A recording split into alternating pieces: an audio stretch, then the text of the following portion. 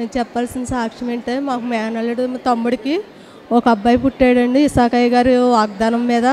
ఆ బాబుకి 5 నెలలు బాగానే ఉన్నాడు ఆరోగ్యంగా. 6వ నెల వచ్చాక న్యూమోనియా అని చాలా ప్రాణం మీదకి వచ్చింది. బిడ్డ ఇంకా చనిపోయే స్థితి కొద్దిలోకి హాస్పిటల్కి తీసుకెళ్ళాము. తణుకు హాస్పిటల్కి తీసుకెళ్ళేటప్పటికి విజయవాడ అన్న కాకినాడ అన్న తీసుకెళ్ళమన్నారు. విజయవాడ తీసుకెళ్ళినప్పటికీ అక్కడ దగ్గరగా ఒక 15 లక్షలు అయ్యే వరకు కూడా మాకు ఏమీ చెప్పలేదు. బాగానే ఉందని అలాగే చెప్పేసరికి అలాగే మేము చూస్తూనే ఉన్నాము.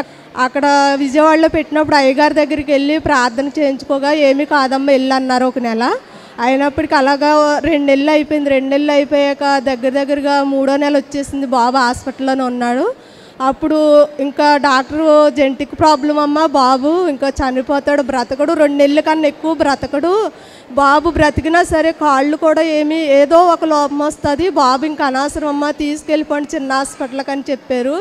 అయినప్పటికీ మా తమ్ముడు తన భార్య కూడా ఇసాకయ్య గారు చెప్తే ఇచ్చిన బిడ్డ, ఇసాకయ్య గారు వాగ్దానం మీద వచ్చిన బిడ్డ, ఈ బిడ్డ ఏమీ అవడని వాళ్ళు ఎంతో ఆసక్తితో మరొకసారి విజయవాడ ప్రార్థనా శక్తికి వెళ్ళి నాయన ఇలా బ్రతకడంటున్నారు అయ్యగారు అని అంటే ఎల్లమ్మ బ్రతుకుతాడని అయ్యగారు చెప్పిన మాట ప్రకారం దేవుడు ఎంతో గొప్ప కార్యము చేసి బిడ్డ ఎంతో సజీవ రెక్కల చాటును భద్రపరిచి ఈరోజు నాయన 4 నెలల హాస్పిటల్లో ఉన్నప్పటికీ నేను 5వ నెల వద్దులోకి ఇసాకయ్య గారు ఇంటికి వెళ్తారమ్మా అన్నారు.